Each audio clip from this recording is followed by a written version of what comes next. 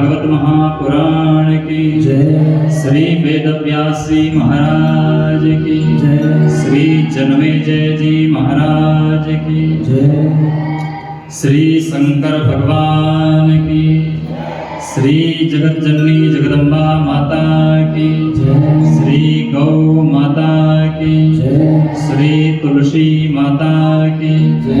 पतित पावनी गंगा मैया की जय। सब संतन की जय। श्री देवभूमि हिमाचल धाम की जय।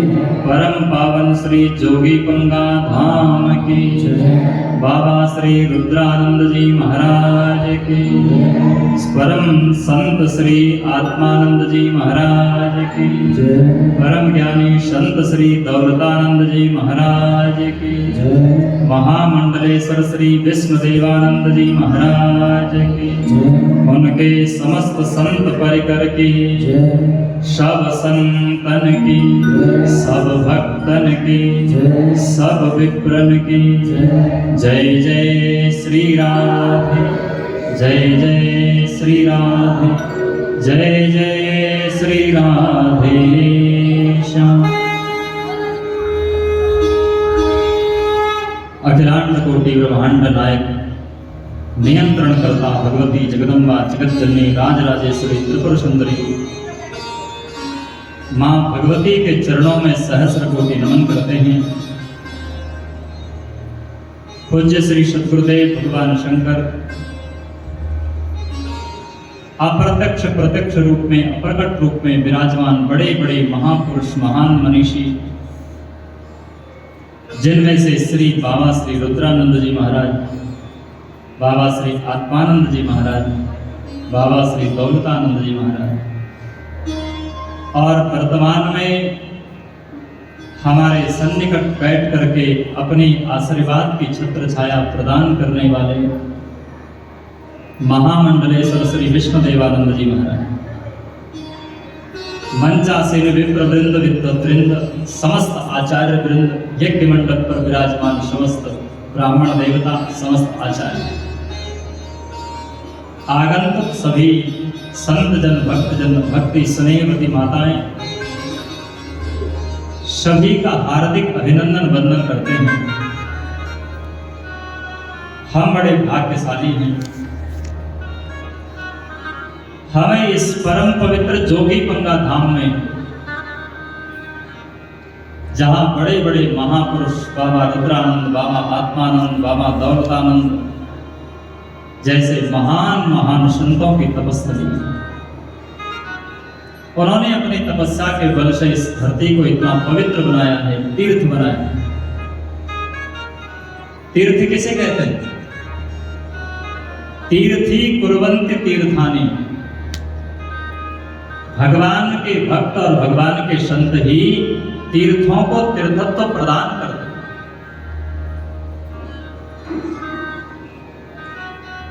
तीर्थ भी संसार के पाप ताप को संभालते संभालते दुखी हो जाते। भाई हम लोग, हमारे जैसे सामान्य लोग जब तीर्थ में जाते हैं तो क्या करने जाते हैं? अपना पाप धोने जाते हैं। लेकिन वो तीर्थ जब त्रस्त हो जाते हैं कि भैया हमारे में आ करके लोग अपने पाप धो रहे हैं, अपने कलश धो रहे हैं, कलमश धो रहे हैं, और हम तो इनके पाप धोते धोते पवित्र हो गए, हम कैसे पवित्र होंगे? तब कहा है कि जब भगवान के संत भक्त महापुरुष जो है उस तीर्थ में प्रवेश करते हैं तो तीर्थों को तीर्थत्व प्रदान करते हैं, तब उन तीर्थों का तीर्थत्व सार्थक होता है। तीर्थों का तीर्थत्व इन महापुरुषों की चरण रज से सार्थक होता है। सबसे बड़े तीर्थ क्या आशा करते कि बालापन से हरि भजे, मन से रहे उदास, तीर्थ आशा करत है, कब आवे हरिदास। तीर्थ भी इसी आस में लगे रहते हैं, कभी भगवान के संत भक्त अब ये जोगी पंगा धाम तीर्थ बन गया। कैसे बन गया?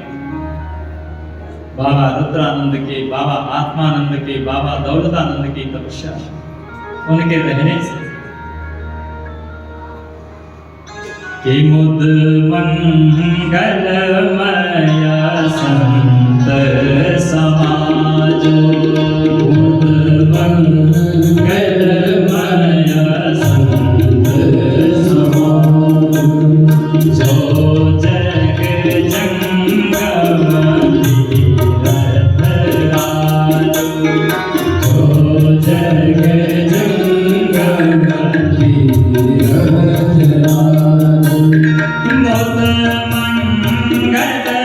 मंगलमय संत समाज, मुद मंगलमय समाज, जो जग जंगम तीरथ राज,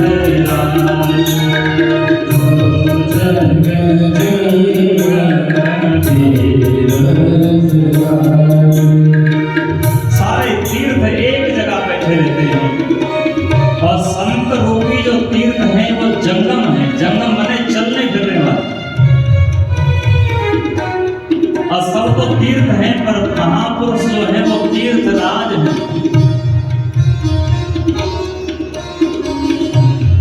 ये बात हम इसलिए कह रहे हैं क्योंकि हम महापुरुषों की धरती पर बैठे, और केवल बैठे ही नहीं हैं, हम उनकी चमत्कृति देख रहे हैं। जहां व्यक्ति को अपने अड़ोसी पड़ोसी के पास 2 मिनट बैठने का समय नहीं है किसी के पास? बताओ।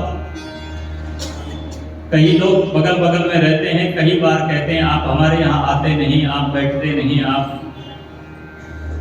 और वहां जाने के लिए हम सोचते रहते हैं, कभी समय नहीं निकलता। आज की भीषण अवस्था ऐसी है प्यारे, हम चाह करके भी किसी के पास जाने का हमारे पास समय नहीं। न रिश्तेदारी में जाने का समय है, न भाई बंधुओं में जाने का समय है, न कहीं कथा कीर्तन में जाने का समय है, न कहीं पूजा पाठ में जाने का समय है।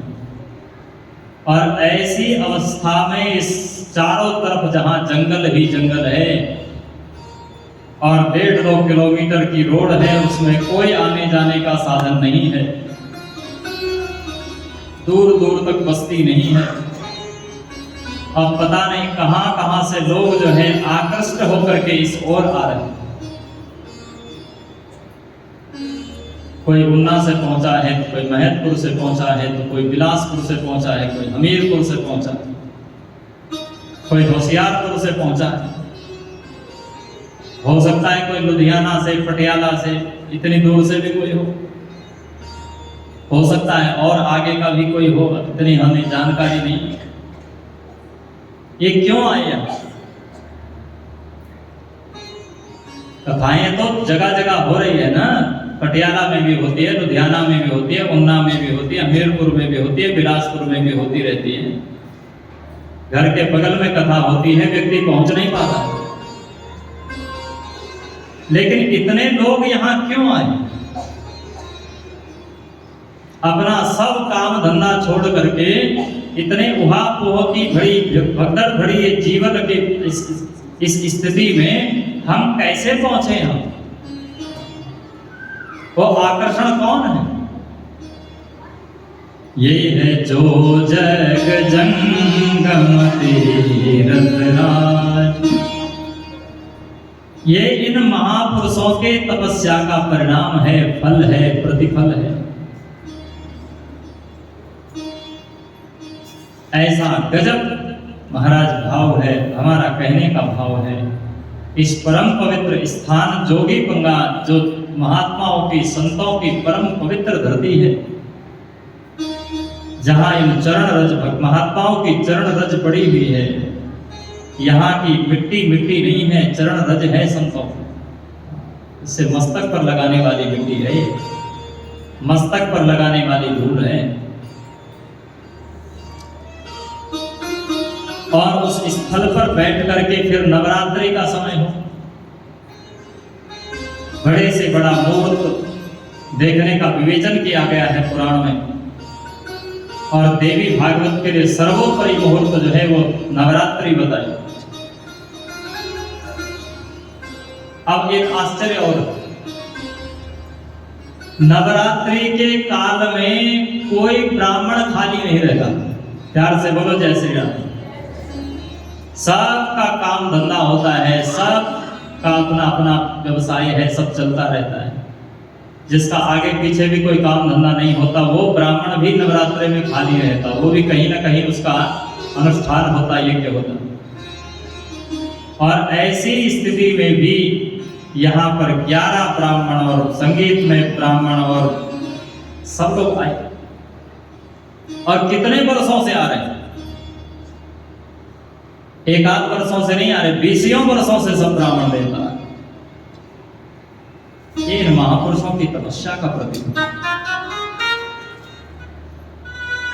भैया महापुरुष सब कुछ प्रदान कर सकते हैं, सब कुछ।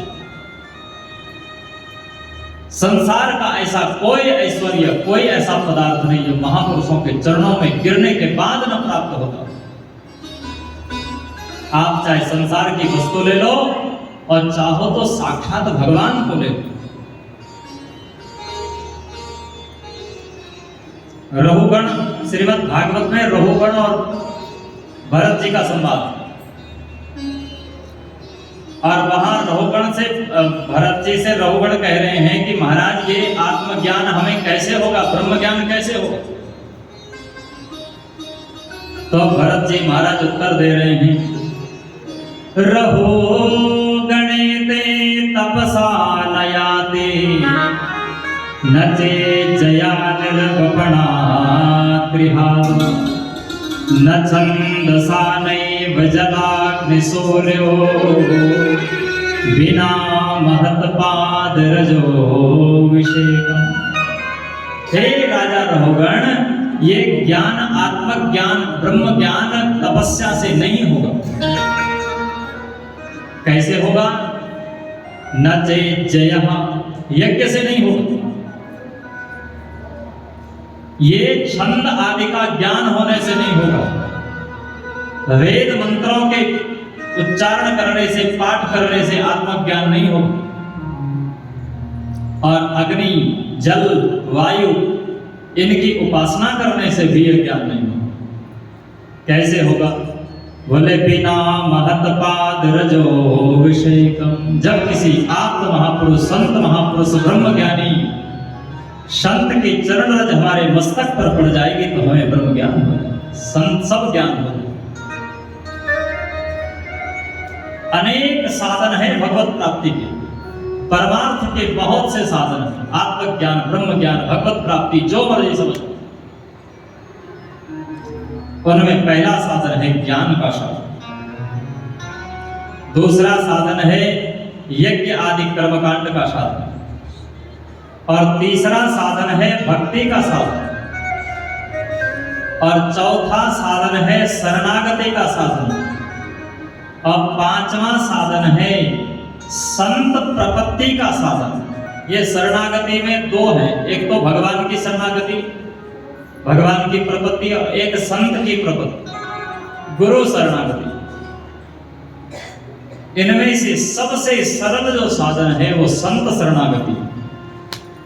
भगवान की शरण में जाना कठिन है और संत की शरण में जाना सरल। भगवान को हमने देखा नहीं, हमने अनुभव नहीं किया, केवल ग्रंथों में लिखा हुआ है। ऐसा अनुभव हो रहा है कि किसी न किसी ने हमको जन्म दिया है, हमको बनाया है, वो ईश्वर।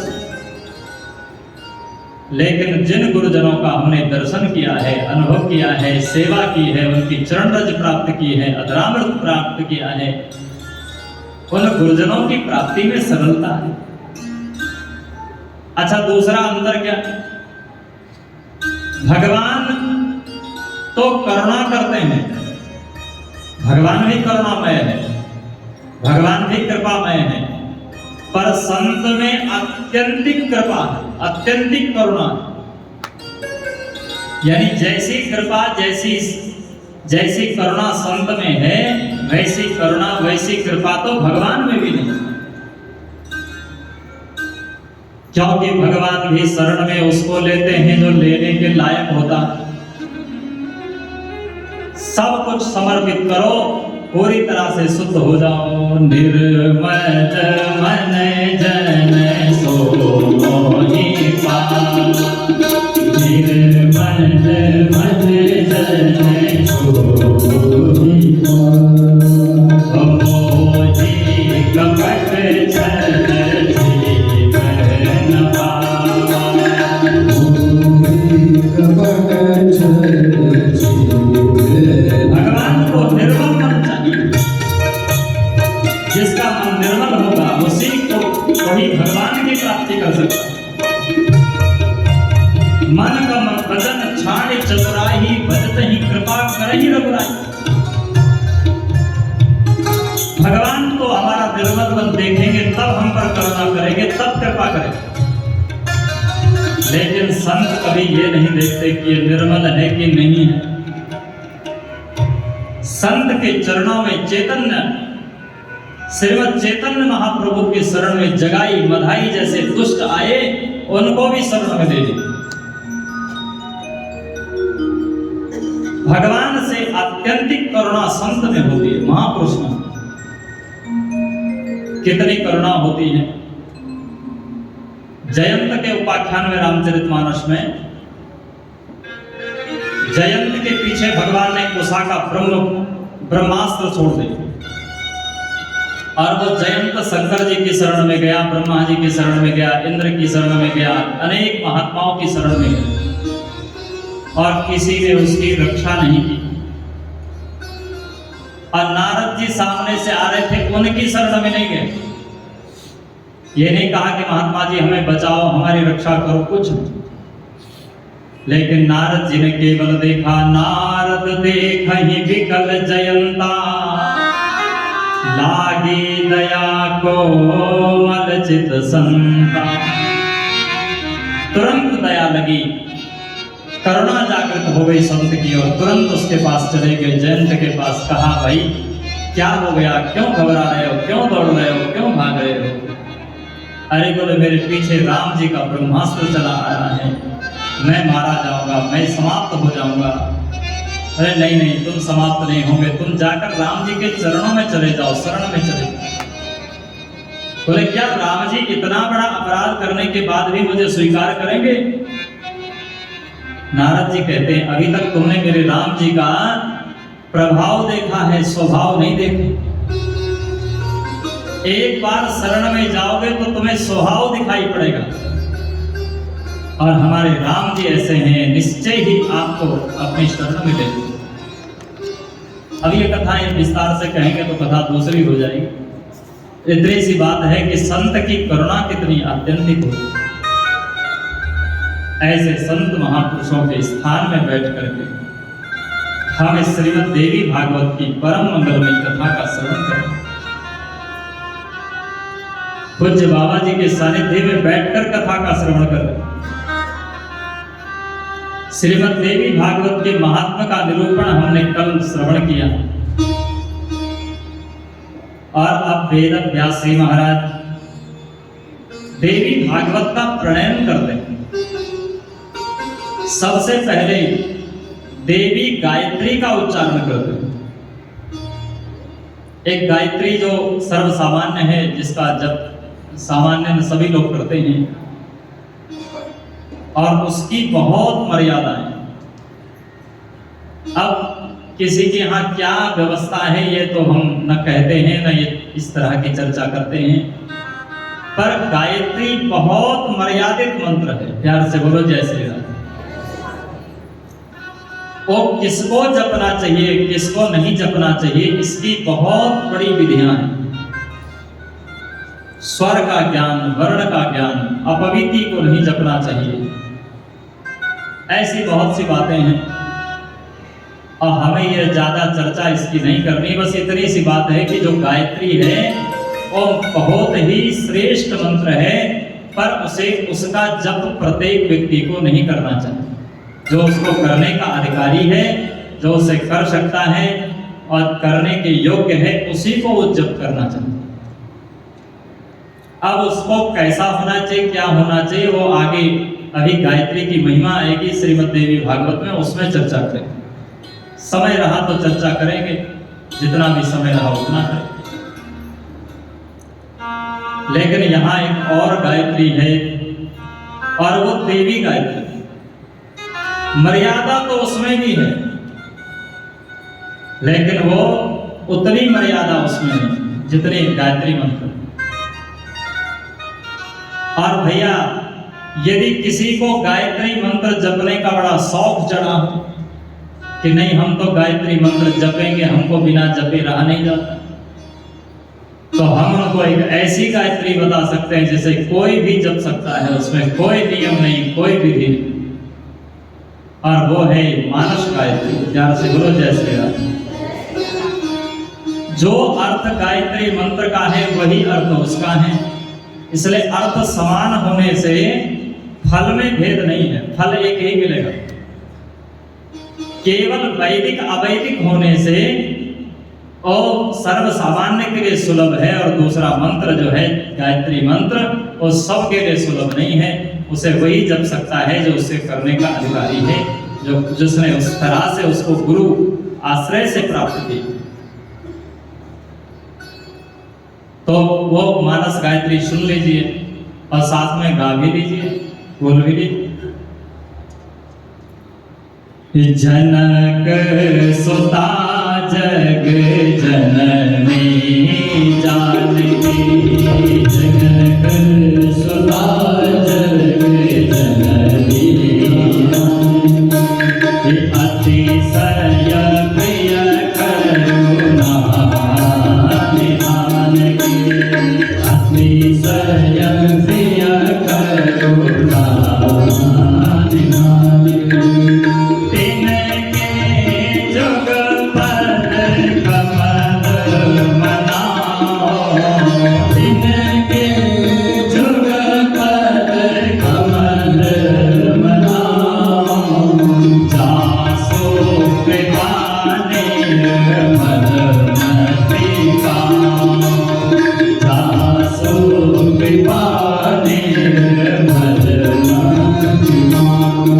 गायत्री का जप इसलिए किया जाता है कि हमारी बुद्धि पवित्र हो जाए। अब गायत्री सर्व सामान्य में कहीं नहीं जा सकती है, नहीं तो अर्थ भी उसका वही है, और इसका भी अर्थ ये है जा सुकृपा निर्मल मति पाप। ये गायत्री कोई भी जप सकता है, कोई भी इसका जप कर सकता है। और जो गायत्री देवी भागवत की गायत्री है, देवी गायत्री, और सब तो नहीं जप सकते, पर चलो सर्व सामान्य उसका श्रवण कर सकता है, इतना उसका उच्चारण किया जा सकता है। अर्थ उसका भी वही है जो गायत्री मंत्र का। ओम सर्व चैतन्य रूपां तामाद्यां विद्यां च धीमहि बुद्धिं यः नः प्रचोदयात्। ये भगवती जगदम्बा का परम मंत्र है, और ये कह रहा है सर्व चैतन्य रूपां। भगवती कौन है? जो सारे संसार में चैतन्य रूप में विराजमान है। ये शरीर जड़ है कि चैतन्य है? प्यार से बोलो जय श्री राम। ये शरीर जड़ है, पर इसमें चैतन्यता दिख रही है। कब तक चैतन्य रहेगा? जब तक चैतन्य शक्ति उसमें विद्यमान रहेगी। वही आदि शक्ति है, वही जगदम्बा है, उसे किसी नाम से जान लो। और शक्ति भीतर बनी रहती है तो ये शरीर चैतन्य रहता है, और शक्ति भीतर से निकल जाती है तो सब हो जाता है, जड़ हो जाता है। सर्व चैतन्य रूपा। प्रत्येक जीव के भीतर एक शक्ति विद्यमान है जिससे वो चलायमान है। यहां तक कि पत्थर जो है ना, पत्थर, उस पत्थर के भीतर भी कोई ना कोई चेतन तत्व विद्यमान, भले ही बहुत सूक्ष्म तत्व के रूप में विद्यमान। पृथ्वी में चैतन्य तत्व विद्यमान, पर्वतों में चैतन्य तत्व विद्यमान। इसलिए पर्वतों की जो ये आती है, पर्वतों के चरित्र आते हैं कि एक पर्वत वहां चला गया और ये पर्वत इधर चला गया, ये सब उनकी चैतन्य जो उनका स्वरूप है उनकी कथाएं हैं। कोई ऐसा नहीं कि पूरा पहाड़ उठ करके चला गया। हिमालय की पुत्री से पार्वती जी का विवाह, ये हिमालय की पुत्री है पार्वती, शंकर जी से उनका विवाह हो रहा है, हिमालय पर्वत है। तो पर्वत माने वो जो पहाड़ दिख रहा है वो पहाड़ नहीं, उसका अधिष्ठात्री चैतन्य जो सत्ता है, देव है, उस देवता की हम पूजा करते। लोग कहते हैं तुम चंद्रमा की पूजा करते हो, चंद्रमा पर वैज्ञानिक चले गए, वहां लोहा लकड़ पत्थर जो कुछ है खनिज पदार्थ है, कुछ नहीं है, जड़ तत्व। अरे भैया, हम चंद्रमा पर रहने वाला जो लकड़ पत्थर है उसकी पूजा नहीं करते। जो वहां मिट्टी पत्थर दिखाई पड़ रहा जड़ तत्व, उसकी पूजा नहीं करते। चंद्रमा का अधिष्ठात्र जो देवता है हम उसकी पूजा करते। हम चंद्रमा में स्थित जो चैतन्यता है उसकी पूजा करते, और वो चैतन्यता इन जड़ आंखों से नहीं दिखाई पड़ेगी। भले ही वैज्ञानिक गए हों पर वो चीज उन्हें नहीं दिखाई पड़ेगी जो चैतन्य।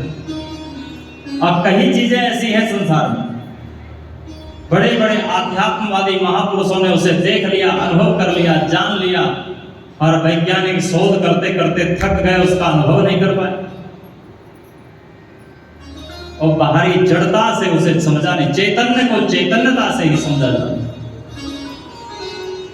तो सर्व चैतन्य रूपां तामाद्यां विद्यां च धीमहि। हे आदि विद्या, आदि विद्या कौन है? भगवती जगदम्बा ही आदि विद्या।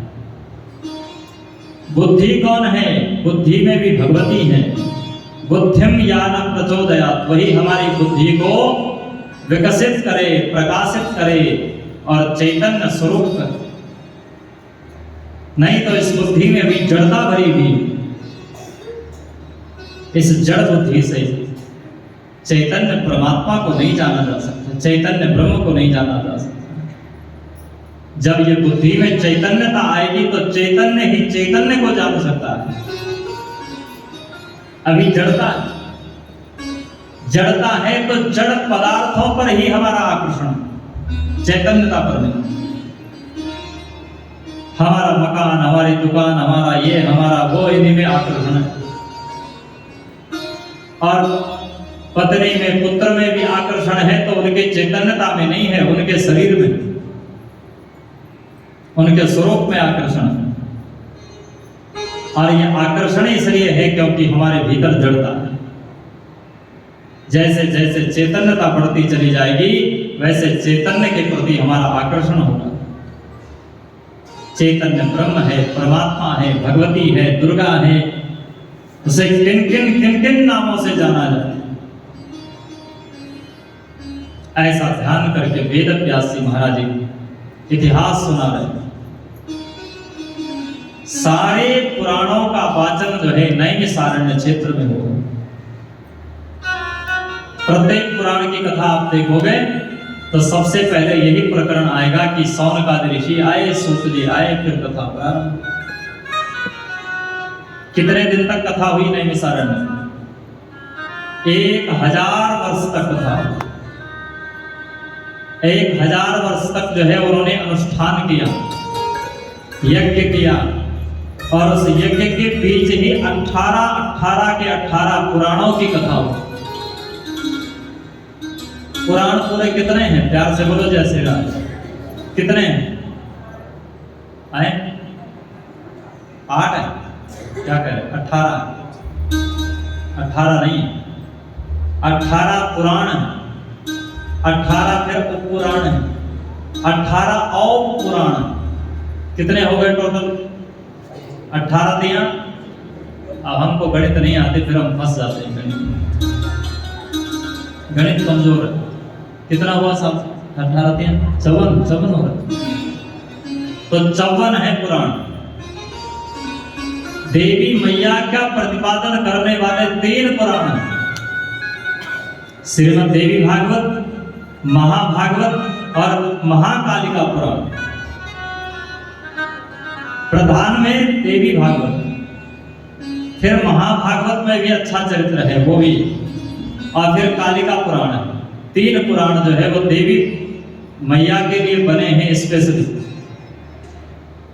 एक पुराण है, एक उपपुराण है, एक अवपुराण।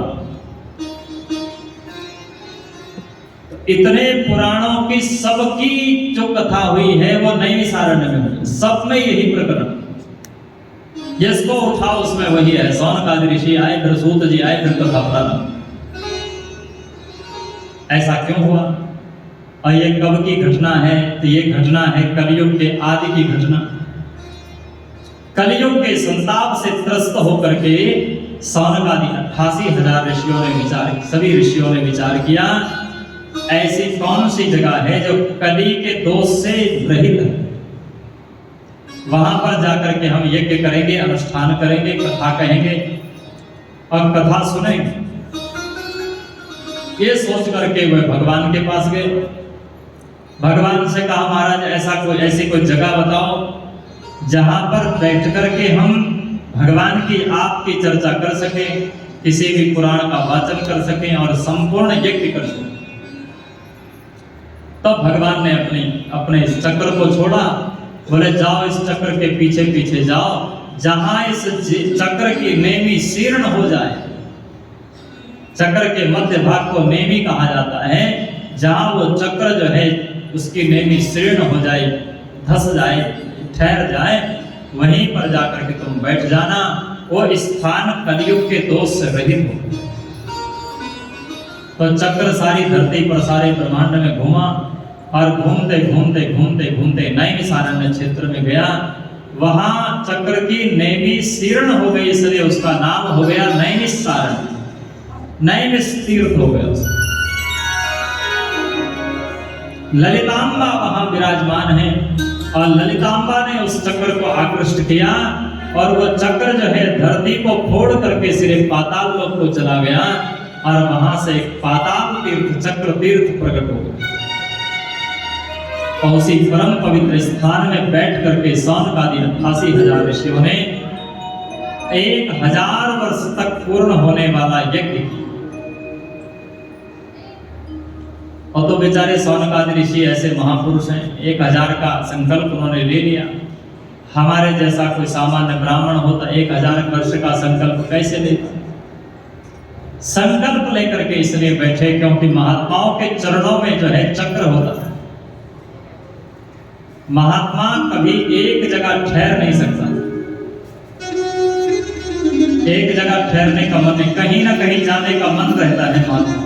अब इधर चले जाएं, उधर चले जाएं, यहाँ चले जाएं, वहां चले जाएं। और एक जगह ठहरने के लिए फिर उन्हें संकल्प लेना पड़ता है। कोई ना कोई संकल्प लेंगे, एक जगह जो है वो ठहर जाए। और सारे महात्मा 1000 वर्ष के लिए बैठे, सारे पुराणों का वाचन है।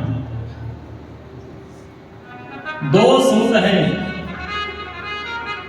एक जो है वो उग्र सर्वा सूत है, प्यार से बोलो जय श्री राम। और उनके पिता लोमहर्षण सूत है। कुछ पुराणों की कथा जो है वो रोमहर्षण जी करते हैं, कुछ पुराणों की कथा उग्र सर्वा करते हैं। और कई लोग सूत जी नाम होने से समझते हैं कि वो सूत जाति के हैं, तो वो सूत जाति के नहीं है। इससे लोग समझते हैं कि भैया जब सूत ही कथा कह सकते हैं तो कोई भी कथा कह सकता है। देखो, हमारा किसी से द्वेष नहीं है, दुराव नहीं है, ना हमको इतना ज्ञान है।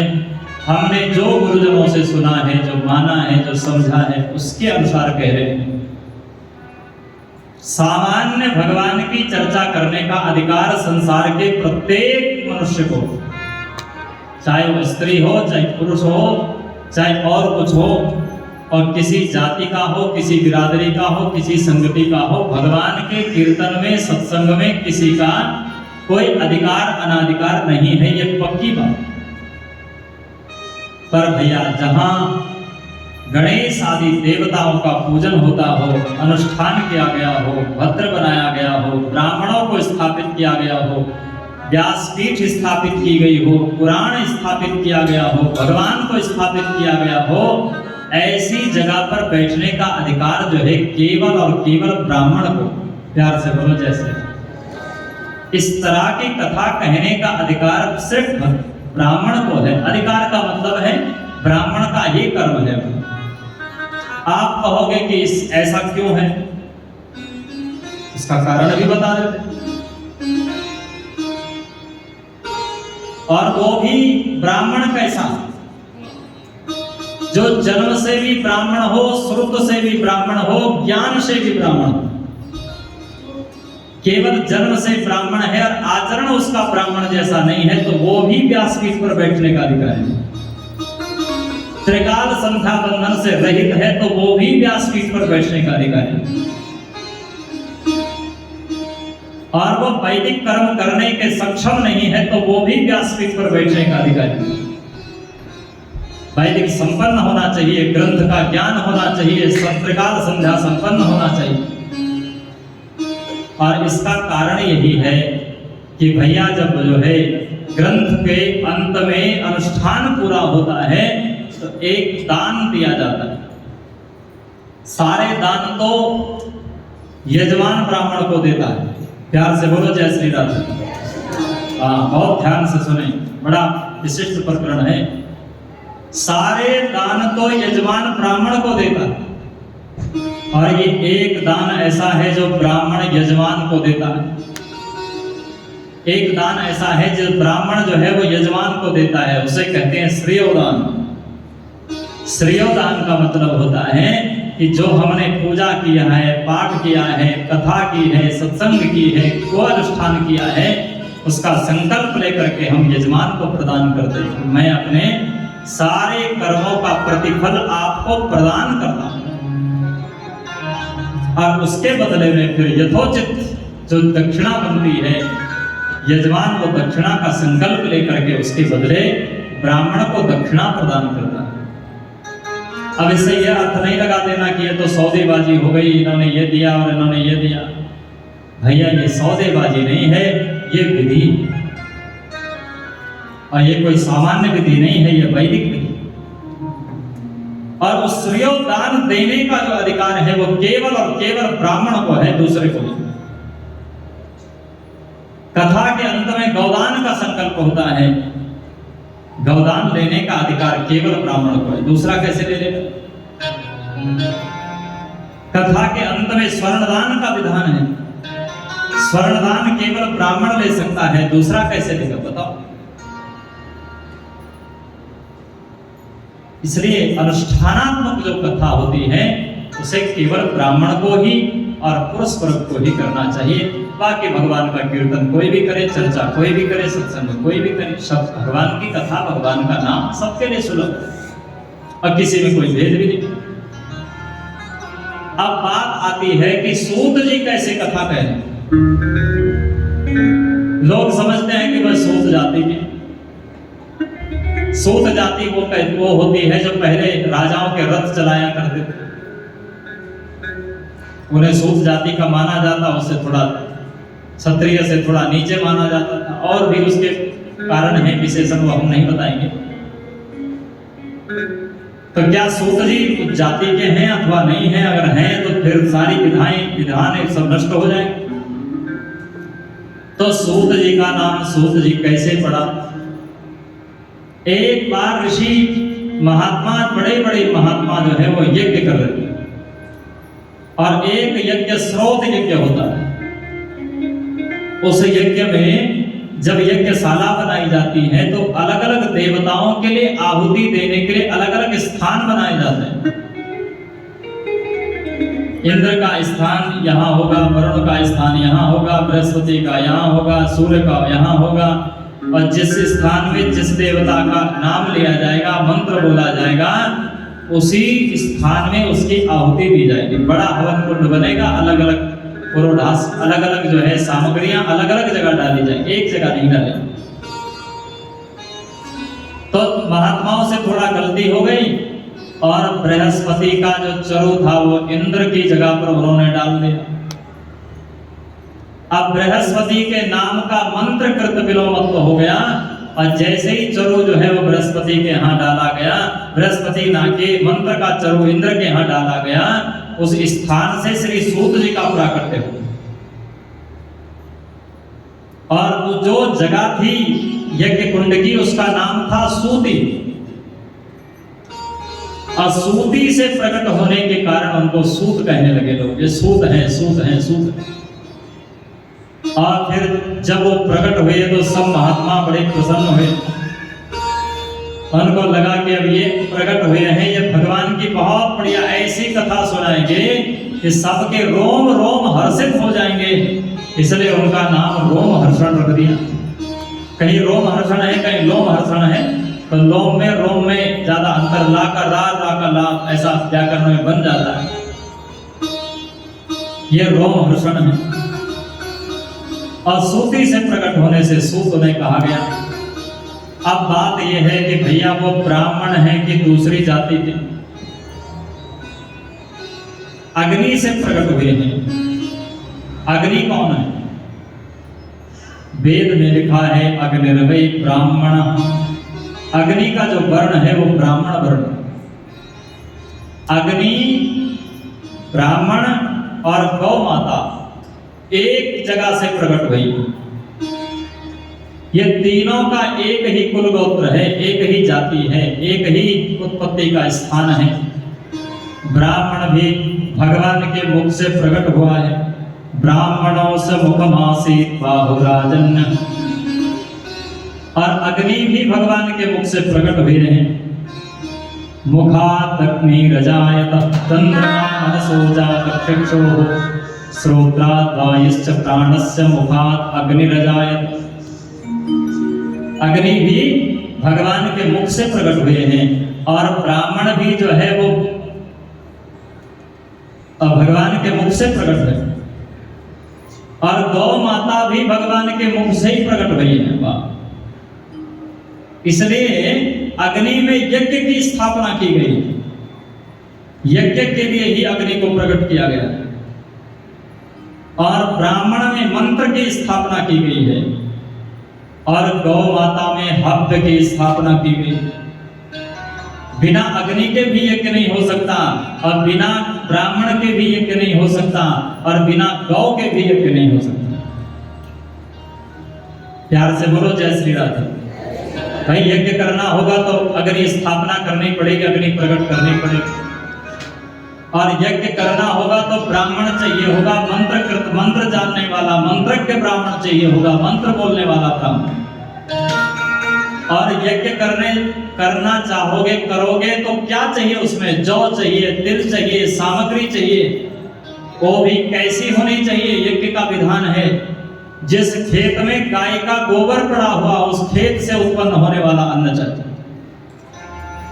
ऐसा नहीं कि क्या डाई फार्म बोलते हैं, क्या बोलते हैं, वो सब डाल दिया, पता नहीं कौन से खाद होती है, हमको तो नाम याद नहीं। यूरिया डाल दिया, वो डाल दिया, वो डाल दिया, फिर उससे तिल निकल आए, उसी से यज्ञ हो। नियम यह है कि गाय के गोबर से, गाय के गोबर की खाद से उत्पन्न जो तिल है, जौ है, आदि आदि सामग्री है, वो सामग्री ही यज्ञ में उपयुक्त है। और फिर उसमें जो घी पड़ेगा वो भी गाय का घी होना चाहिए, दूसरा घी नहीं चलता। अब तो लोग ऐसे हैं, अपने लिए खरीदने वाला घी अलग है और पूजा पाठ में हवन में डालने वाला घी दूसरा है। दुकान में जाएंगे तो दुकानदार पूछता, अच्छा घी अपने लिए ले रहे हो कि हवन के लिए? अच्छा बताओ, अपने वाला घी में और हवन वाले घी में क्या अंतर है? बोले जो हवन का घी है वो 150 रुपया किलो है, और जो अपने खाने वाला घी है वो 1000 रुपये किलो, 1500 रुपये किलो, 2000 भी हो सकता है। ऐसा हम किसको ठग रहे हैं? भगवान को भी ठगने से नहीं बाज आ रहे, भगवान को ही ठगने का प्रयत्न कर रहे हैं। भैया भगवान को नहीं ठग रहे हैं, अपने आप को ठग रहे हैं। हम स्वयं ठगे जा रहे हैं। जैसा भगवान को दोगे भगवान वैसे, यज्ञ को जैसा प्रदान करोगे यज्ञ वैसा हमें प्रदान, यज्ञ सब कुछ प्रदान करने वाला है। गौ माता को का पालन लालन पालन हम करते हैं, और गौ माता को न तो चारा दो, न दाना दो, न उसकी दवाई दो, न औषधि दो, न कुछ न दो, खाली सूखा भूसा दो, तो गाय भी दूध उस हिसाब से देगी। जो गाय पालन करते हैं, पशु पालन करते हैं, वही सब जानते हैं कि ज्यादा दूध बढ़ाने के लिए क्या करना पड़ता है। हमको तो इसका अनुभव नहीं है, पर जो लोग पालन करते हैं उनको पता है कि दूध बढ़ाने के लिए क्या क्या देना पड़ता है। जैसी जैसी सामग्री दोगे वैसे वैसे दूध बढ़ेगा। वैसे यज्ञ को जैसी सामग्री प्रदान करोगे वैसे ही जीवन में खुशहाली देगा, पवित्रता देगा, पावनता देगा।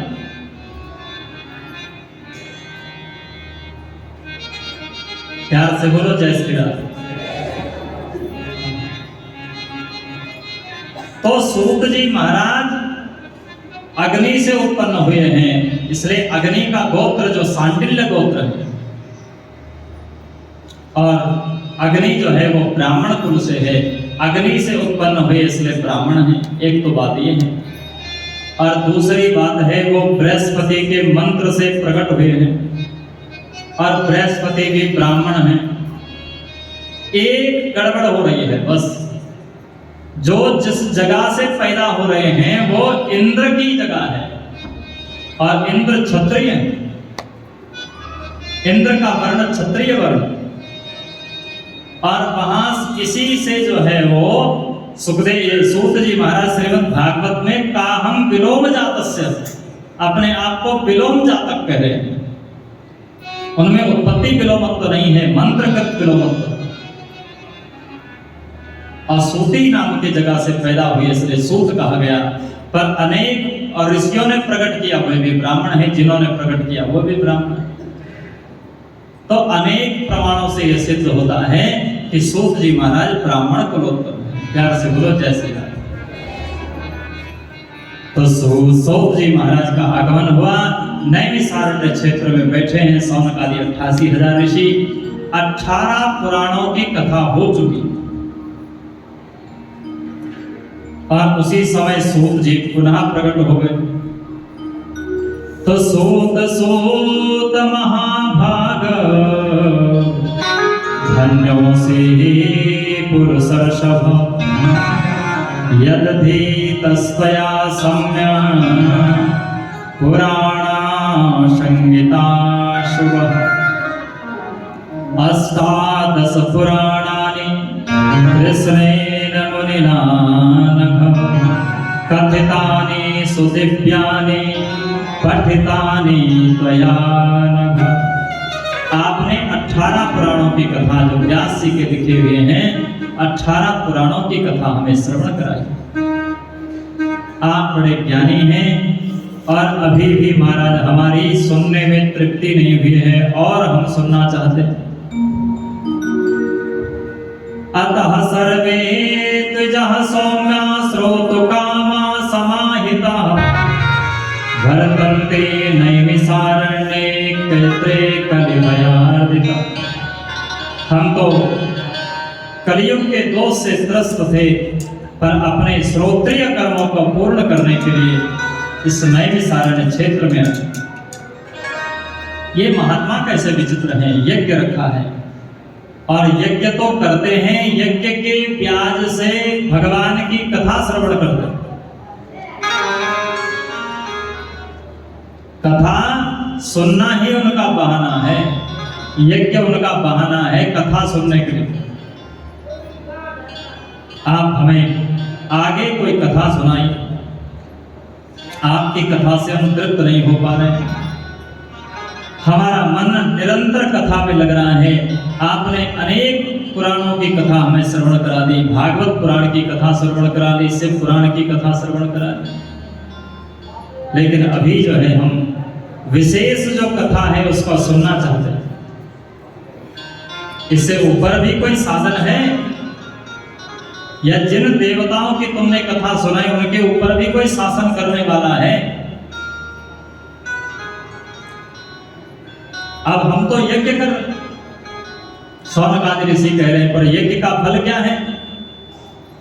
बोले मखानाम हि फलम स्वर्गम स्वर्गात् प्रत्यावनम पुनः एवं संसार चक्रेस्मिन् भ्रमणं च निरंतर। यहाँ विशेष ध्यान देने योग्य बात यह है, ये शौनकादि ऋषि कह रहे हैं भैया यज्ञ का फल क्या है? स्वर्ग लोक। यज्ञ से स्वर्ग मिलेगा और स्वर्ग में पुण्य समाप्त होने पर फिर आना पड़ेगा, चक्र लगाने पड़ेंगे, चक्र लगाने पड़ेंगे। एवं संसार चक्रेस्मिन् भ्रमणं च निरंतरम, फिर भ्रमण बना रहेगा। इससे यह नहीं समझना चाहिए कि यज्ञ का क्या काम, जब यज्ञ से स्वर्ग ही मिलना है। भैया यज्ञ जब सकाम किया जाता है, जब वो यज्ञ यागादि कर्म सकाम किए जाते हैं, तो वो केवल इस संसार का सुख और स्वर्ग लोक की प्राप्ति कराते हैं।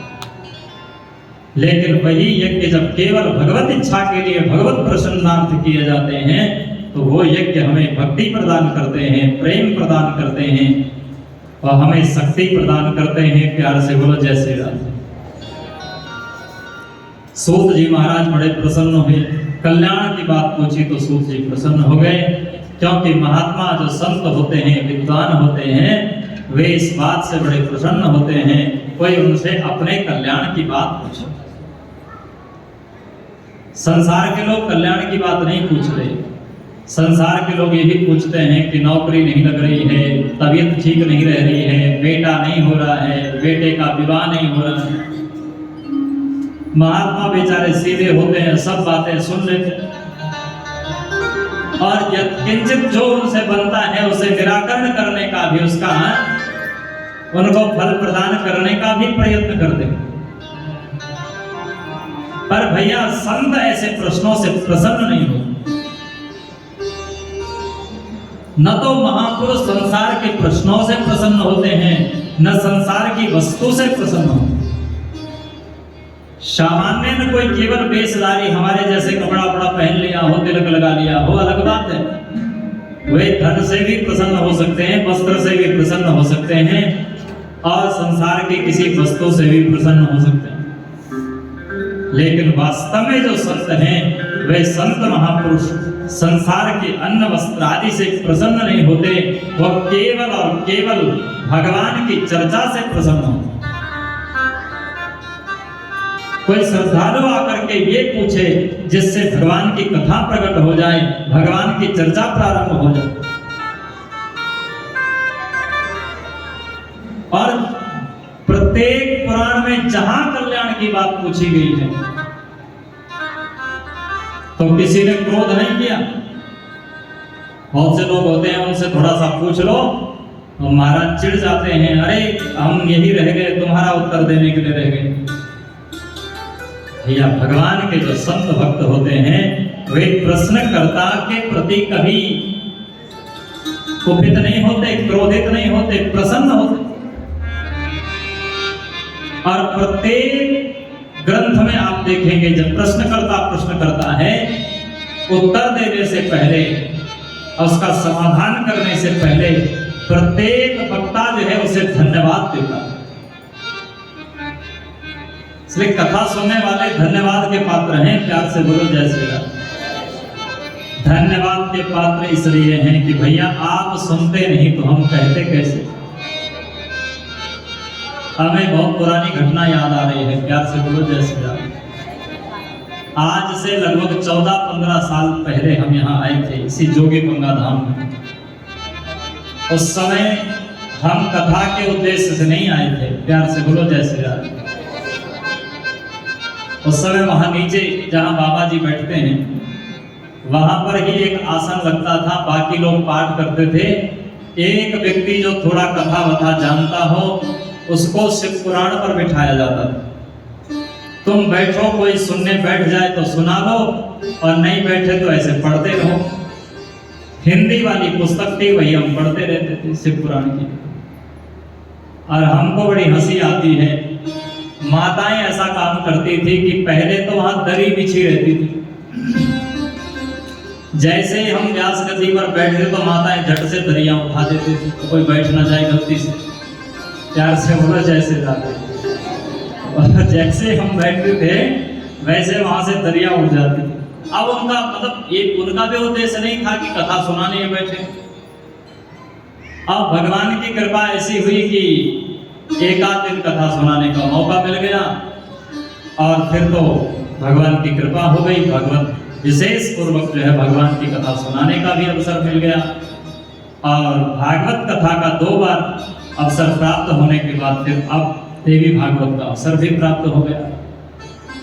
तो ये घटनाएं इसलिए याद आती है कि भैया श्रोता ही न हो तो वक्ता बेचारा क्या करे, किसको सुना। इतने अंतरंग भी नहीं है कि हमको जो है साक्षात दिव्य जो महापुरुष कथा सुनने वाले वो दिखाई पड़े, या उनका भाव करके हम कथा सुना सकते। यद्यपि सही बात तो यह है कि जितने श्रोता दिखाई दे रहे हैं वही श्रोता नहीं। कथा सुनने के लिए सुखदेव जी, शौनक ऋषि, नारद जी, उद्धव जी सब आते हैं, अप्रत्यक्ष रूप में सब विराजमान हैं। और इस लोक के ही वर्तमान के ही जितने दिव्य महापुरुष हैं वह सब कथा सुनने आते हैं। जैसा भगवान का अपने लोक और पृथ्वी लोक में आने जाने का प्रतिबंध नहीं है, वैसे भगवान के भक्तों का भी अपने लोक में और भगवान के लोक में और यहाँ आने जाने का प्रतिबंध नहीं।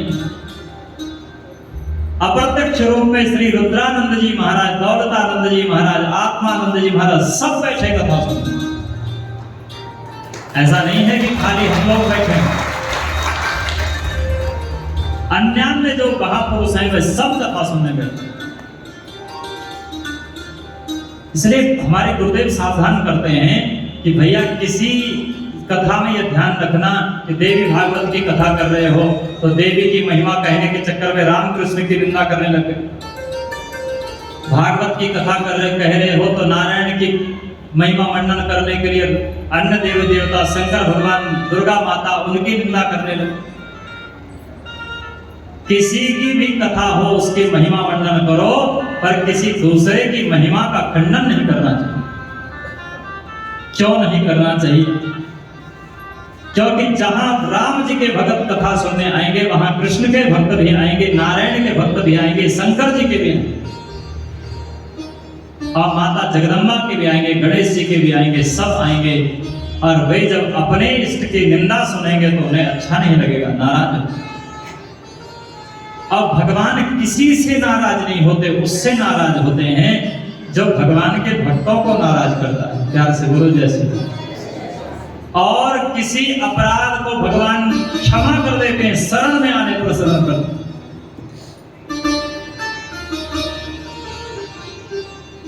विश्व द्रोह कर अगज ही लागा, संसार के द्रोह का पाप भी किसी को लगा हो तो भगवान कहते हैं वो भी मेरी शरण में आ जाए तो मैं उसे छोड़ नहीं सकता, मैं उसे शरण में ले सकता। लेकिन एक भक्त का द्रोह किया दुर्वासा जी जैसे महापुरुष ने, और दुर्वासा को भगवान ने शरण में नहीं दी। मैं सारे संसार से द्रोह करने वाले को अपनी शरण में ले सकता हूं, पर मेरे भक्त से द्रोह करने वाले को मैं शरण में नहीं ले सकता। इसलिए भैया श्रोता को धन्यवाद दिया जाता है, श्रोता के कृपा से ही वक्ता कथा सुनाते। और बहुत से लोग अपना ये वक्तव्य देते हैं कि भैया वक्ता बनकर के बैठो, व्यास बनकर बैठो, बोलने लग जाओ, तो सामने वालों को मूर्ख समझना चाहिए। अरे जो ऐसा कहते हैं वो स्वयं मूर्ख है। सामने वालों को मूर्ख नहीं समझना चाहिए, सामने वालों को भगवान समझना चाहिए। और सामने वालों को मूर्ख समझते हैं वही लोग मूर्खता की बातें करते हैं। विद्वान समझ करके बातें करेंगे तो विद्वता की बात करेंगे, शास्त्र सम्मत बात करेंगे, ग्रंथ के आधार पर बात करेंगे। और ये सोचेंगे कि सामने सब मूर्ख ही बैठे हैं तो मूर्खता की बात करेंगे। श्रोता मूर्ख नहीं होता, श्रोता परमात्मा का स्वरूप होता। वेद में मंत्र लिखा है सहस्र शीर्षः पुरुषः सहस्रपादा सहस्रपाद, ये क्या है इसका अर्थ? ये जो हजारों सिर दिखाई पड़ रहे हैं ये सब भगवान के सिर हैं। ये जो हजारों हाथ आप लोगों के दिखाई पड़ रहे हैं ये भगवान के हाथ हैं। ये हजारों पैर दिखाई पड़ रहे हैं ये भगवान के ही पैर हैं, ब्रह्म के पैर हैं। से दिव्य शक्ति मानो, परमात्मा मानो, भगवान मानो, भगवती मानो। ये हमारे ऋषियों ने परंपरा बनाई है कि श्रोता को धन्यवाद देना चाहिए। धन्यो हमिति भाग्योऽयं पावितोऽहं महात्मभिः यद् पृष्टं सुमहत्पुण्यं पुराणं वेद विश्रुतम्। हे महाभागो, आप धन्य हो, आपने बहुत सुंदर प्रश्न पूछा है। आपने कल्याण की बात पूछी है, विश्व कल्याण की बात पूछी है, सबके कल्याण की बात पूछी है। इसलिए अब मैं 9 दिन पर्यंत तुम्हें उस देवी भागवत की कथा सुनाऊंगा। कौन है वो देवी? वरसृष्टवाखिलं जगदिदं जगत् स्वरूपम् शक्त्या तया त्रिगुणया परिपाति विश्वम् संहृत्य कल्प समये रमते तथैका तां सर्व विश्व जननी मनसा स्मरामि। ये सारे सृष्टि में शक्ति का संचार करने वाली जगदम्बा, शक्ति से संसार चलता है। राम जी के साथ वो शक्ति सीता बनकर के खड़ी है, शंकर जी के साथ में वही शक्ति भवानी बनकर खड़ी है, नारायण के साथ में वो शक्ति लक्ष्मी बनकर खड़ी है, कृष्ण के साथ में वो शक्ति राधा बनकर के खड़ी है, और अचिंत्य अनंत रूप में स्वयं दुर्गा, भगवती, कुमुदा, चंडिका आदि आदि रूपों में वो शक्ति जहां तहां प्रकट हो जाती है। प्रत्येक मनुष्य के भीतर वो शक्ति विद्यमान है। वो न हो तो हम अपना हाथ भी खड़ा नहीं कर सकते, हाथ भी नहीं उठा सकते, हम अपनी गर्दन नहीं घुमा सकते। शक्ति के संचार से हमारे नेत्र देखते हैं। श्रेष्ठाखिलम जगदिदम सत सत्स्वरूपम, सत्स्वरूप है, आदि अंत, आदि में भी वही, मध्य में भी वही, अंत में भी। स्वयं वो शक्ति ही सारे संसार को बनाती है, स्वयं उसमें विराजती है। एक महापुरुष का हम वक्तव्य सुन रहे थे। यद्यपि उनकी विचारधारा हमारी विचारधारा से मेल नहीं खाती है, बहुत सारी चीजें ऐसी है, इसलिए हम उनका नाम नहीं लिए। लेकिन वह कहते हैं कि ये झूठ है कि भगवान ने हमको बनाया। कुछ बातें किसी की भी अच्छी लगे तो ले लेनी चाहिए, कोई भी कहे, उसमें ऐसा दुराव नहीं करना चाहिए कि ये हमारे सिद्धांत के नहीं है तो नहीं, उनकी भी बातें ली जा सकती। वे कहते हैं ये झूठ है कि भगवान ने हमको बनाया। भगवान ने हमको बनाया नहीं, भगवान स्वयं ही हम बने। भगवान ने ब्रह्मांड को बनाया नहीं है, भगवान स्वयं ही ब्रह्मांड बने। एक होता है उपादान कारण, ये वेदांत की चर्चा है, और एक होता है निमित्त कारण। तो निमित्त कारण अलग होता है, उपादान कारण अलग होता है। अब आपके समझ में तब आएगा जब ठीक से समझाएंगे। उदाहरण के तौर पर जो है, निमित्त कारण है कुम्हार, जो घड़ा बनाता है, जो घड़ा बनाता है वो निमित्त कारण, और उपादान कारण है मिट्टी। और मिट्टी और कुम्हार जब दोनों होंगे तब घड़ा बन जाएगा। अब घड़ा बन करके तैयार हो गया, पर कुम्हार अलग है और घड़ा अलग है, घड़ा तो कुम्हार नहीं। लेकिन परमात्मा इस संसार के न तो निमित्त कारण है और न उपादान कारण है, भगवान अभिन्न निमित्तोपादान कारण है। स्वयं ही कुम्हार है और स्वयं ही मिट्टी है और स्वयं ही घड़ा। भगवान को मिट्टी कहीं और से नहीं लानी पड़ती है, स्वयं ही वो मिट्टी है और स्वयं ही वो घड़ा है। वही ब्रह्म जो है ये संसार को बनाता है और शक्ति का संचार करता है। तो भगवान ने हमें बनाया नहीं है, भगवान हम में स्वयं बने हैं। संसार में प्रत्येक में जो कुछ दिख रहा है वो ब्रह्ममय है, शक्तिमय है, ब्रह्म और शक्ति का सम्मिश्रण स्वरूप है। जब तक उसमें केवल ब्रह्म है तब तक वो जड़ है, और जब उसमें शक्ति का संचार होता है वो तो चैतन्य हो जाता है। नहीं तो ब्रह्म तो सब जगह है, जड़ में भी है, चेतन में भी। पर जहां जितनी शक्ति का संचार होता है उतनी चैतन्यता उसमें जागृत होती है। मनुष्य में जब तक चैतन्यता रहती है वो हिलता है, डुलता है, बोलता है, खाता है, पीता है, चलता है, उठता है, बैठता है। और जैसे भीतर से शक्ति निकल जाती है बस पड़ा रहता है। और तब इतना भी नहीं कि वो शरीर भी सुरक्षित नहीं रहता, वो भी उसका क्षरण होना शुरू कर दे, जड़ पदार्थ है। तो सृष्टाखिलं जगदिदं सदसत्स्वरूपं शक्त्या तया त्रिगुणया परिपाति विश्वं संहृत्य कल्पसमते रमते तथैकं तं सर्वविश्वजननी मनसा स्मरामि।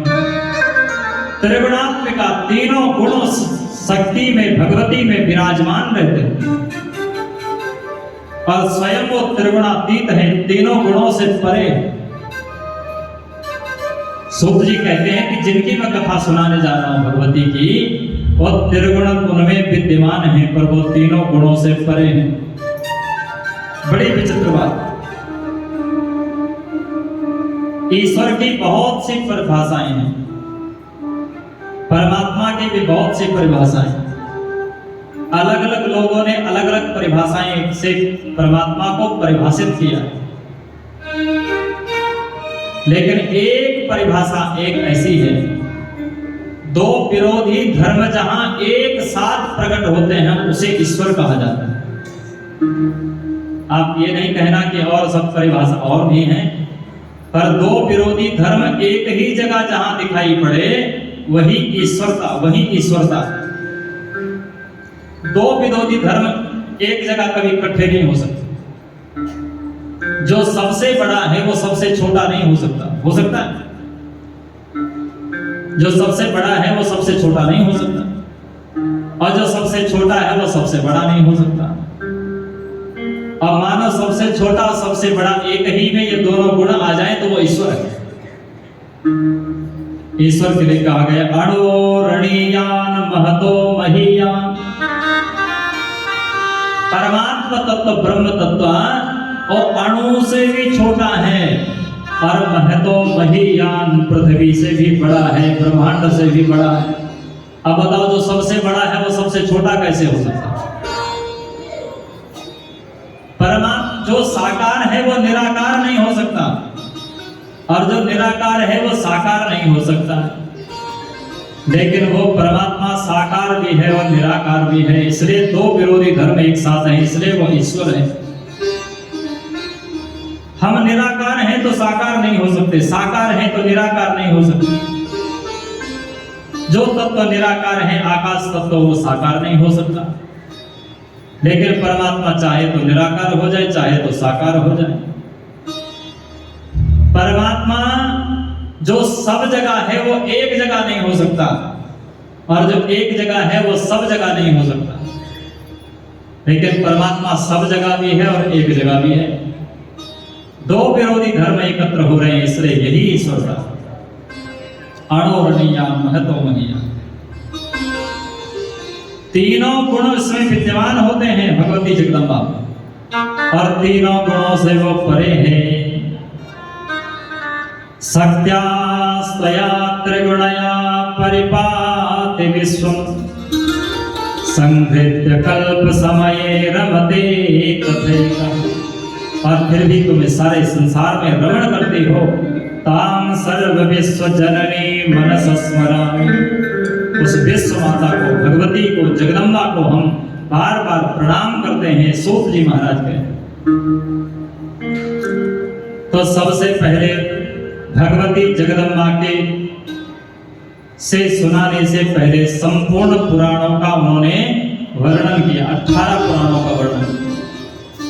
श्रीमद् देवी भागवत में 18,000 श्लोक हैं, 12 स्कंध हैं। ऐसे ही भगवती जगदम्बा का पुराण है और 18 पुराण वेद व्यास जी ने लिखे हैं। कौन कौन से लिखे हैं? मद्वयम भद्वयम चैवा प्रात्रयम वा चतुष्टयम अनापलिंग कोस्कानि पुराणानि पृथक पृथक। बोलिए श्री बाबा जी महाराज की जय, श्री रुद्रानंद जी महाराज की जय हो। थोड़ा सा इन संत महात्माओं की महिमा को गुणगान करते हैं, फिर आगे की कथा कहें। धूड़ी संता दे चुक मस्तक नो लाइए, धूड़ी संता दे, धूड़ी संता दे चुक मस्तक नो लाइए, धूड़ी संता दे लाके मस्तक नो जीवन सफल बनाइए, धूड़ी संता दे लाके मस्तक नो जीवन सफल बनाइए, धूड़ी ये थोड़े संता दे चुक मस्तक नो लाइए, थोड़े संता दे, थोड़े संता दे चुक मस्तक नो लाइए, थोड़े लाके मस्तक नो जीवन सफल बनाइए, थोड़े संता दे, थोड़े संता दे चुक मस्तक नो लाइए, थोड़े संता दे। जय हो।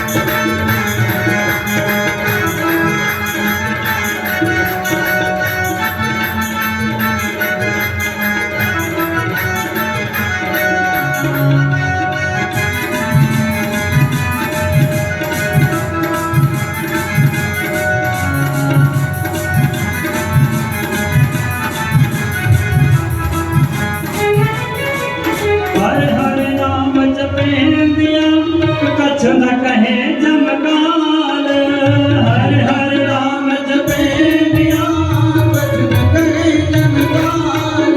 हे हर हर राम जपे मिया कछ न कहे जमकाल, हर हर राम जपे मिया कछ न कहे जमकाल। हे नानक मन तन सुखी बसे अंत मिले गोपाल, नानक मन तन सुखी बसे अंत मिले गोपाल। धूड़े संता दे झुक मस्तक नो लाए, धूड़े संता दे, धूड़े संता दे झुक मस्तक नो लाए, धूड़े संता दे लागे मस्तक नो जीवन सफल बनाए, धूड़े संता दे लागे मस्तक नो जीवन सफल बनाए, धूड़े संता दे, धूड़े संता दे जुग मस्तक नो लाए, धूड़े संता दे, धूड़े संता दे जुग मस्तक नो लाए, धूड़े संता दे। गोविंद बोलो हरि गोपाल बोलो, गोविंद बोलो हरि गोपाल बोलो, गोविंद बोलो हरि गोपाल बोलो, गोविंद बोलो हरि गोपाल बोलो। राधा रमण हरि गोविंद बोलो, राधा रमण हरि गोविंद बोलो। गोविंद बोलो हरि गोपाल बोलो, गोविंद बोलो हरि गोपाल बोलो। राधा रमण हरि गोविंद बोलो, राधा रमण हरि गोविंद बोलो, राधा रमण हरि गोविंद बोलो, राधा रमण हरि गोविंद बोलो, राधा रमण हरि गोविंद बोलो, राधा रमण हरि गोविंद बोलो।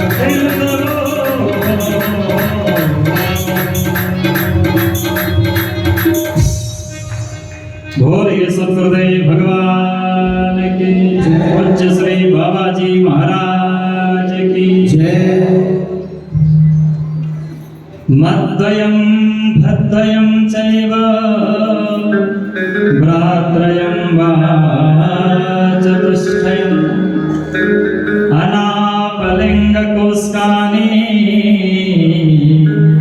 पुराणानि पृथक पृथक। ये 18 पुराण हैं, प्यार से बोलो जय श्री राम। मद्वयम, माँ अक्षर से 2 पुराण हैं, मत्स्य पुराण और मार्कंडेय पुराण। भद्वयम, भा अक्षर से 2 पुराण हैं, भागवत पुराण, भद्वयम भागवत पुराण और भविष्य पुराण।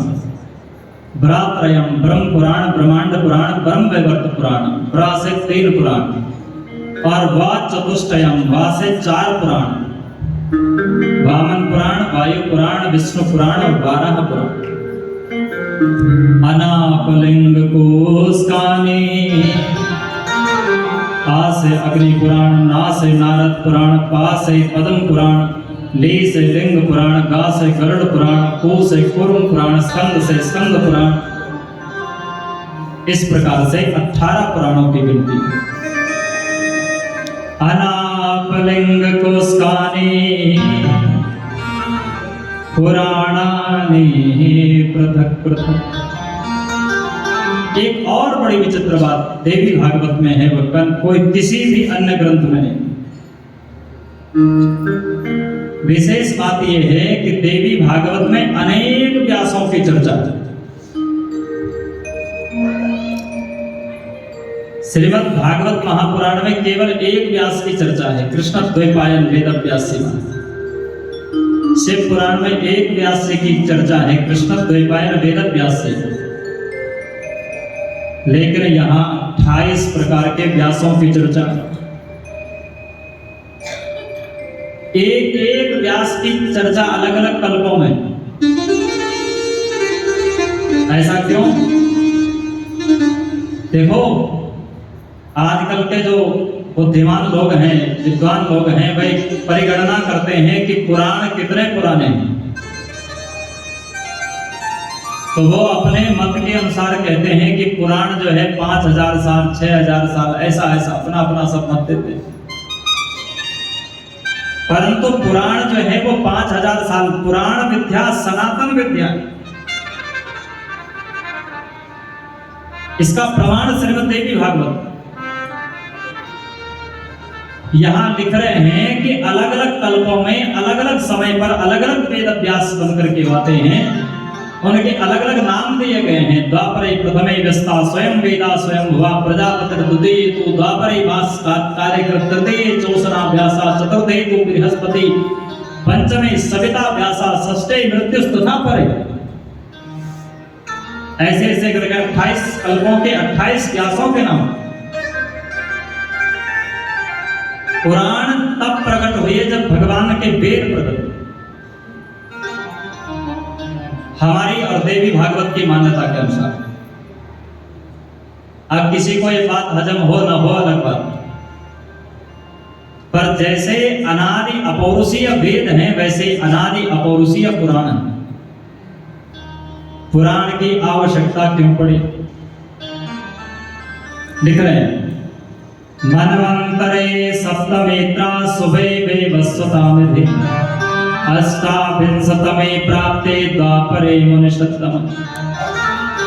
पुराणों की रचना भगवान ने इसलिए की है क्योंकि वेद सबके अधिकार में नहीं, अर्थ में सबका अधिकार है, पर वेद के श्रवण का अधिकार, वेद के पठन का अधिकार सर्वसामान्य को नहीं। अब किसको है किसको नहीं है ये चर्चा हम नहीं करेंगे, प्यार से बोलो जैसे। सिर्फ एक बात से बात समझ जाओ, यज्ञोपवीत विधिवत जिनका नहीं हुआ है उसे वेद पढ़ने पढ़ाने का अधिकार दे। समझ में आई हमारी बात? एक ही बात से सब एक लाठी से सबको हाँ। बिना यज्ञोपवीत विधिवत जिसने धारण नहीं किया है और यज्ञोपवीत का प्रतिपालन नहीं करता है, नित्य गायत्री जप नहीं करता, नित्य संध्या नहीं करता है, यज्ञोपवीत धारण करने वाले को जिस विधि विधान से रहना चाहिए वैसा नहीं रहता है। खाली धागा गले में लटकाने से भी नहीं हो कि हमने यज्ञोपवीत करा दिया, धागा गले में डाल दिया और हम यज्ञोपवीत धारी हो गए। नहीं, यज्ञोपवीत की भी आयु है, कितनी आयु तक यज्ञोपवीत संस्कार हमारा हो जाना चाहिए, उसके लिए भी अलग अलग वर्णों के लिए अलग अलग व्यवस्था है। ब्राह्मणों के लिए लिखा है गर्भस्य अष्टमे गर्भे ब्राह्मणो उपनयेत। गर्भ से 8वें वर्ष में जो है ब्राह्मण का उपनयन हो जाना चाहिए। क्षत्रिय का उपनयन जो है वो गर्भ से 10वें वर्ष हो जाना चाहिए। वैश्य वर्ण का उपनयन गर्भ से 12वें वर्ष हो जाना चाहिए। अगर इतना ना हो सके तो 16 वर्ष की अवस्था से पहले पहले यज्ञोपवीत हो जाना चाहिए तीनों वर्णों का। उसके बाद फिर वो यज्ञोपवीत का अधिकारी नहीं रहता है। और यदि वो उसके बाद उसका ज्ञान जागृत हो जाए, ये भी तो हो सकता है कि 20 साल के बाद हमें किसी से ज्ञान मिले कि यज्ञोपवीत करना था पर कैसे किया जाए। उसके लिए एक प्रात्योष्टम नाम का यज्ञ होता है, उस यज्ञ को किया जाता है, उसमें प्रायश्चित होता है और प्रायश्चित पश्चात वो किसी भी अवस्था में यज्ञोपवीत धारण कर सकता है। अथवा हमारे बड़े गुरुजनों ने यह विधान भी बताया है कि चलो प्रातोष्टम यज्ञ का खर्चा कोई नहीं उठा सकता, इतना कोई नहीं कर सकता है, तो यदि वो चाहता है कि 16 वर्ष से आगे हमारी आयु निकल गई और फिर भी हम यज्ञोपवीत कराना चाहते हैं, तो जितने 16 वर्ष से आगे उनकी आयु निकल गई है, मान लो 10 वर्ष ज्यादा हो गई, 12 वर्ष ज्यादा हो गई या 5 वर्ष ज्यादा हो गई, तो अपनी संध्या गायत्री से अलग उसे उतने लाख गायत्री का जप करके भी उसका प्रायश्चित हो जाता, ऐसा भी हो जाता। इतनी विधि से यज्ञोपवीत संस्कार हो और नित्य गायत्री 3 दिन से ज्यादा यदि यज्ञोपवीत धारी गायत्री और संध्या का त्याग करता है, उसका यज्ञोपवीत धागा मात्र रह जाता है, वो किसी काम का नहीं।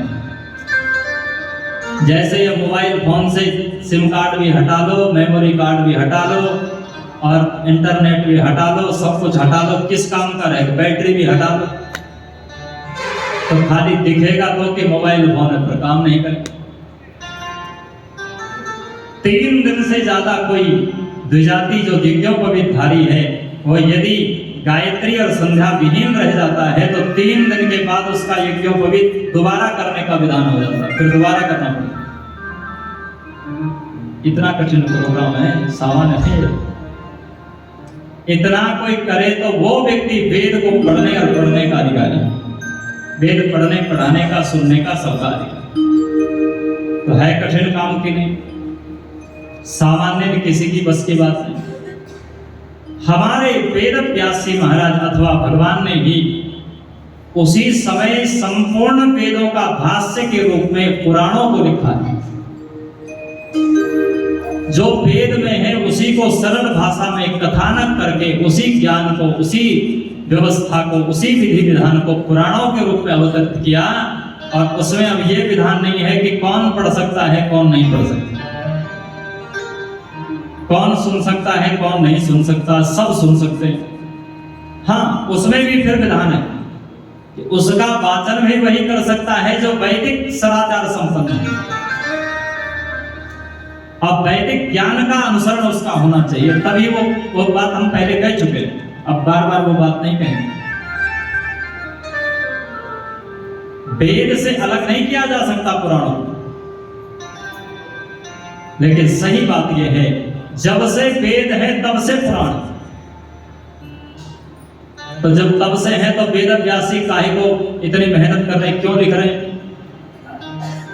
समय समय पर ये पुराण विद्याएं जब लुप्त हो जाती हैं, कल्प के अंत में कहीं ना कहीं ये पुराण विद्या लुप्त हो जाती हैं, तो कोई ना कोई व्यक्ति जो है उन पुराणों को फिर से प्रकट करता है। और जो व्यक्ति उन पुराणों को प्रकट करता है उसी को वेद व्यास कहते हैं। 28 कल्प इस सृष्टि के बीत चुके हैं और वो 28 कल्प जो है ये 28 चतुर्युगी के 28 व्यास हैं। इसी कल्प 28 बार पुराण विद्या लुप्त हो गई है, 28 बार जिन्होंने प्रकट किया है उन्हीं को वेद व्यास कहा गया। इससे सबसे पहले, इससे मतलब सबसे नजदीकी जो व्यास हैं वो कृष्ण द्वैपायन वेद व्यासी हैं। उन्होंने 18 पुराण सबको प्रकट किया, इसलिए उनको वेद व्यास कहा गया। व्यास का मतलब होता है जो किसी भी चीज को बढ़ा सके और घटा सके। व्यास समास स्वमति अनुरूपा, जो किसी का विन्यास भी कर सके, माने विस्तार भी कर सके और उसका समास भी कर सके, उसे छोटा भी कर सके। कई वेदों के ज्ञान ऐसे हैं जो वेद में बहुत विस्तार से और पुराणों में वही ज्ञान बिल्कुल संक्षेप में दे दिया। अब कई वैदिक ज्ञान ऐसे हैं जो वेदों में तो थोड़ा सा प्रकाश है और पुराणों में उसका विस्तार कर दिया है, क्योंकि व्यास का काम ही। इसलिए व्यास गति पर बैठा हुआ व्यक्ति जो व्यास का काम करता है या कथा कहता है, कथावाचक है, उसके लिए भी ये नियम है कि व्यास समास स्वमति अनुरूपा, और जहां चाहे कथा को बढ़ा दे और जहां चाहे कथा को घटा दे। तो 28 प्रकार के व्यास हैं।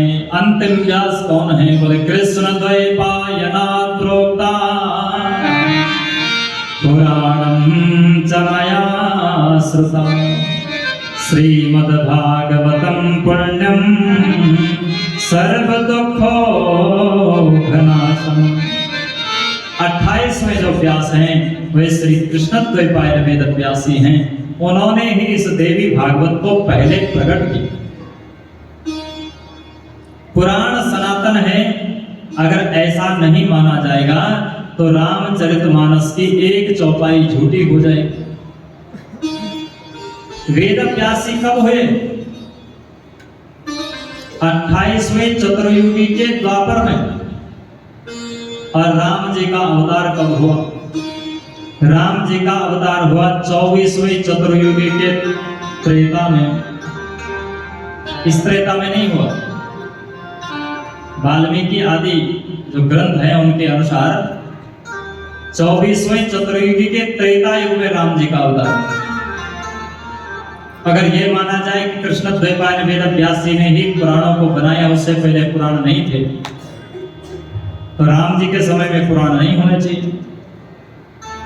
लेकिन गोस्वामी जी कह रहे हैं वेद पुराण वशिष्ठ बखान, वेद पुराण वशिष्ठ बखान, सुनहि राम जपि सब जानहि, सुनहि राम जपि सब जानहि।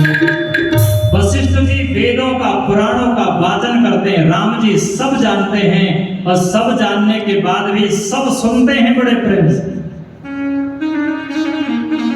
अगर ये माना जाए कि कृष्ण द्वैपायन ही वेद व्यास तब से ही पुराण है, तो वशिष्ठ जी कौन से पुराणों को सुना रहे? इसलिए वेद व्यासी रचयिता नहीं है, वह प्रकट करता। उनके निर्मल अंतःकरण में वो संपूर्ण 18 जो पुराण है वो संपूर्ण पुराण प्रकट हो जाते, आवश्यकता पड़ने। कलयुग में पुराणों की आवश्यकता है, इसलिए वेद व्यासी उन्हें प्रकट करते। अब महाराज ऋषियों ने कहा, बारह महाराज बहुत बढ़िया बात आपने कही। सौम्य व्यासस्य भार्याया कस्यां जाता श्रुता शुकः, कथं वा कीदृशो येन पठितेयं सुसंगितः। आपने देवी भागवत का प्रसंग छेड़ा है, और ये देवी भागवत की कथा वेद व्यासी ने लिखी, और वेद व्यासी ने ये देवी भागवत अपने पुत्र सुखदेव को प्रदान किया। तो सुखदेव जो थे उनके कौन सी पत्नी से के पुत्र थे? हमने तो ये भी सुना है, गर्भयोगी श्रुता पूर्वं सुको नाम महातप, कथं च पठितं तेना पुराणं बहुविस्तर। हमने तो ये भी सुना है कि सुखदेव जी तो गर्भयोगी थे, गर्भ में ये उनको ब्रह्म ज्ञान की प्राप्ति हो गई, ऐसी भी कथा। लेकिन यहाँ जो सूत जी महाराज कथा कह रहे हैं वो थोड़ा सा हटके है। प्यार से बोलो जय श्री राम। आप कहोगे कि अब भागवत कथा ज्यादातर लोग सुनते हैं, समझते भी हैं। अब भागवत की कथा और यहाँ सुखदेव जी, भागवत में सुखदेव जी की कथा और यहाँ के सुखदेव जी की कथा का मैच करोगे तो भागवत सुनने वालों के पेट में गड़बड़ होने लग जाएगी। कहेंगे भाई कैसी कथा सुना रहे, पर इसका समाधान समझो। श्रीमद् भागवत की जो कथा है वो सारस्वत कल्प की कथा है, और श्रीमद् देवी भागवत की जो कथा है वो वैवस्वत मनवंतर की कथा है, श्वेत 12 कल्प की कथा। कल्प भेद हरि चरित सुहाय, अनेक कल्पों में भगवान की लीलाएं होती हैं। अलग अलग कल्पों में भगवान अवतार लेकर आते हैं। अलग अलग कल्पों में व्यास जी महाराज, सुखदेव जी महाराज जैसे महान मनीषी महापुरुष सब जन्म लेकर और मिलती जुलती लीला करते हैं, थोड़ा सा उसमें भेद रह जाता है। जैसे महाभारत में क्या चर्चा है, अंत में जो है पांडवों ने राजगद्दी राजा परीक्षित को दी और स्वयं हिमालय की ओर चल दिए, और हिमालय में जाकर के एक एक ने पहले अपने शरीर को समाप्त किया, एक एक का समय शरीर समाप्त हो गया। प्रचलित है कथा, सब जानते हैं। अंत में युधिष्ठिर महाराज रह गए। युधिष्ठिर महाराज शरीर जो है वो स्वर्ग लोक को चले गए।